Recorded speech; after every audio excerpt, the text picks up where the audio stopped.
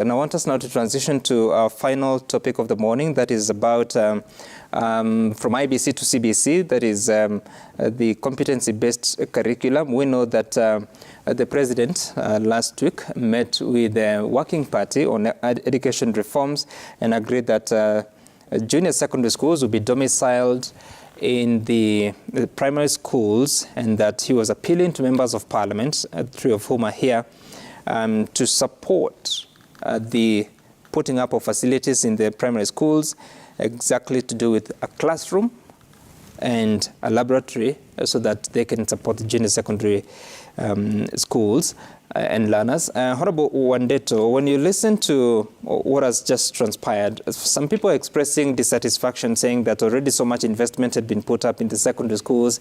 But how have you received that, and how are the residents of Tetu taking this?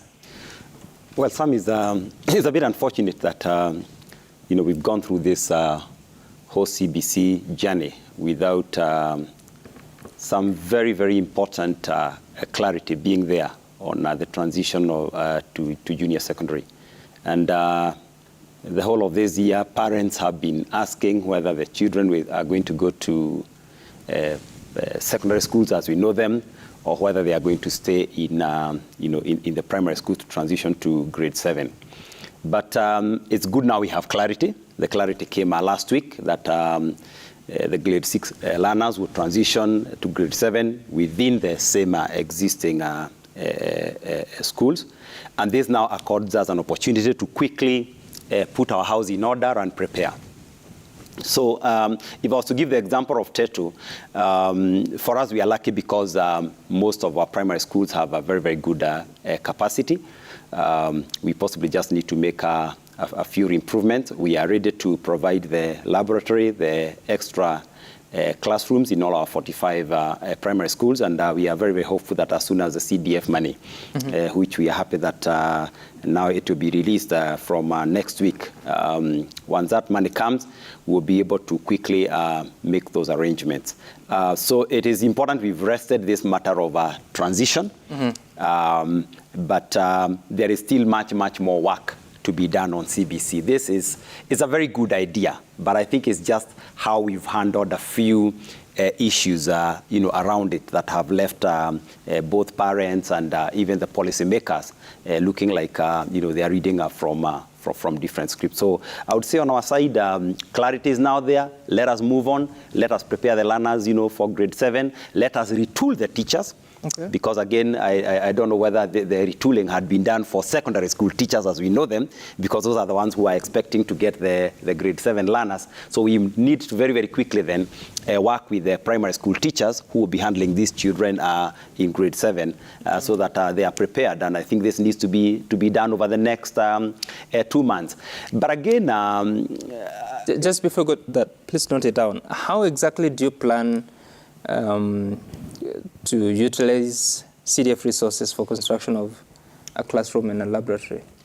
Well, this is allowed. CDF has been used in this country for many years now to improve our facilities. So it is completely allowed. And I would say, like in my place, we have a lot of extra classrooms.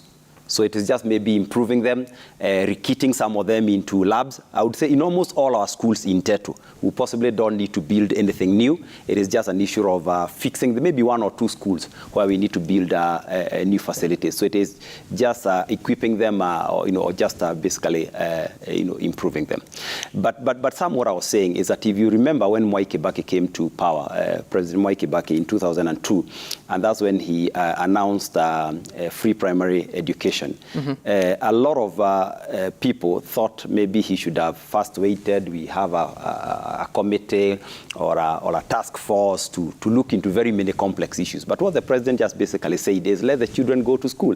And somehow we fixed the ship as we sailed, And it's the same thing with, we should do with CBC. I think let the children transition to grade 7 in January.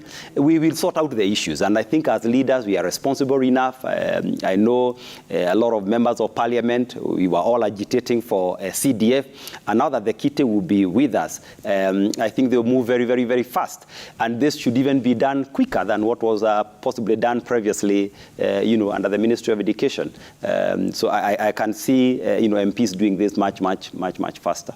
I think that the big challenge is now the retooling of the teachers. So we call upon TSC and the concerned departments to also move very, very quickly so that we start helping these primary school teachers to be able to handle it. The reason I'm asking that, Honorable Elach, is because the reason why CDF disbursement has been delayed since August 8th until now is partly because the Ministry of National Treasury was saying it's waiting for advisory from the Attorney General.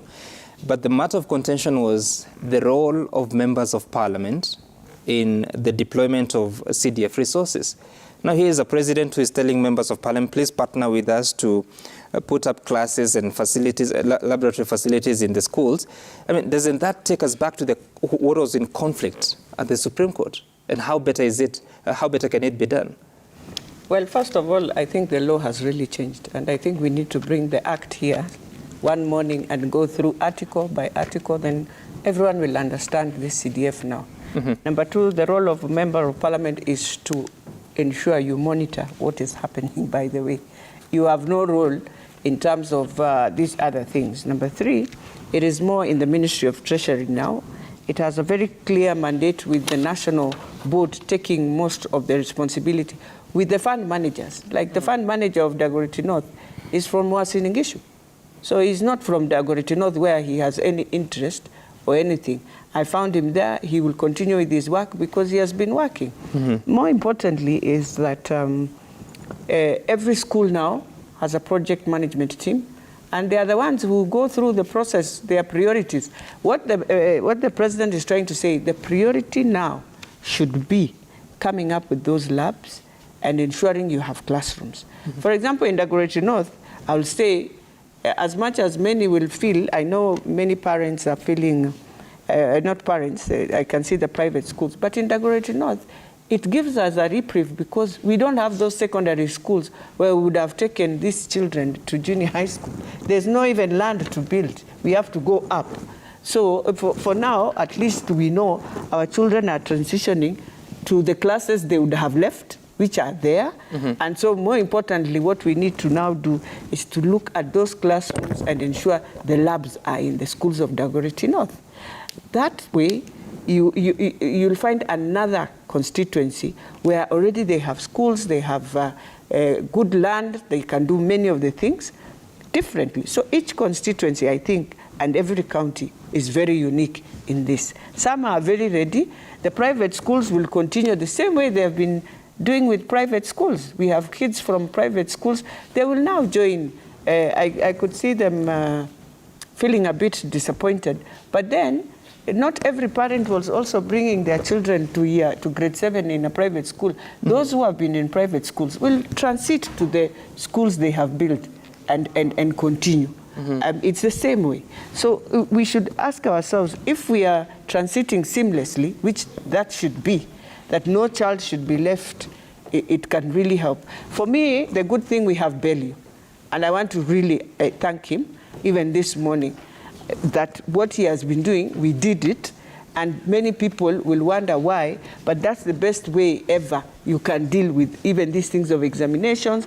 Right now, I am hoping parents are wondering, because, you know, they were being examined, like the grade 6 are just being examined 40%. They've already finished their 60% assessment.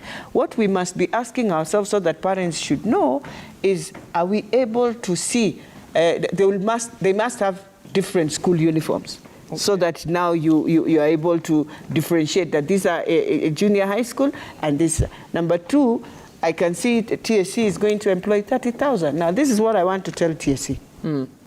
We have teachers who have been on BOMs, teachers who already understand the schools they are in. If we want to be now serious and start also transitioning this thing of employing teachers in a proper way, a teacher who has been working on a BOM for 2-3 years must be given first priority. because he's already in the school. And when you give he or he that opportunity to be employed, please let him remain in that school. He understands the school, he understands everything. This thing of promoting them and then you just remove them and leave the school again helpless, it's not helping also. So the 30,000, I'm hoping as members of parliament can agree with TSC that if we have teachers who have been on BOM sacrificing, receiving salaries that are not even salaries, some of them just, in fact, those who have sacrificed like for Standard 8, give them that opportunity to be now real teachers. Okay, I hear you. And Honorable Nomuako, as we conclude, because you're practically out of time, so the situation in your county and the region, and does this come with relief that now there'd not be the hustle and bustle of transitioning to the next level of secondary schools, but instead remain in the primary schools? But what do your institutions need most at this time to manage the junior secondary level? Number one, it is a big relief. Because I have to be very brief, it is a big relief to our people. Number two, the government has to invest in the public schools, because if you look at the way our primary schools and the way the public schools have been for the last many years, I think a lot needs to be done. And if we want this new system now to work well for all the students and all the parents, we have to invest a lot in the schools. Again, I just want to congratulate our government, because the idea of employing 30,000 teachers is on a positive note. And then again, the other thing is immediately we formed the government, he came up with this task force that has given us the report that is guiding us, and that confirms how serious he is on matters education. And so for our people, again, a bit of expense, because the buying of different uniforms and all these other things, when people have, lost all the animals and they have nothing, they have no income, again, that expense is quite huge. And I think it is time now for us to see how best that can be handled.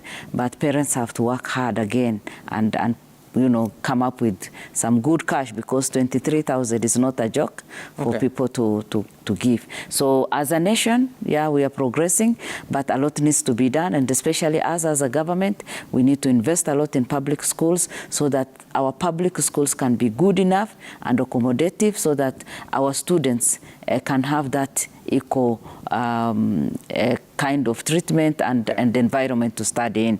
Otherwise, I wish all the candidates the best as they continue with the exams, and because they are our leaders for tomorrow, and we are ready to mold them and also hand over when their time comes. Okay. Hand over to them. Thank you.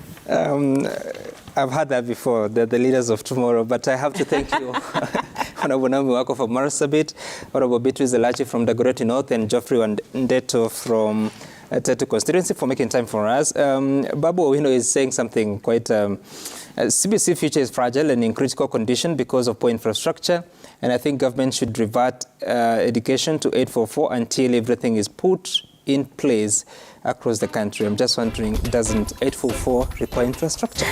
My name is Sam Gituku. Up next is Sporty Monday. They will be here to talk about what just happened yesterday.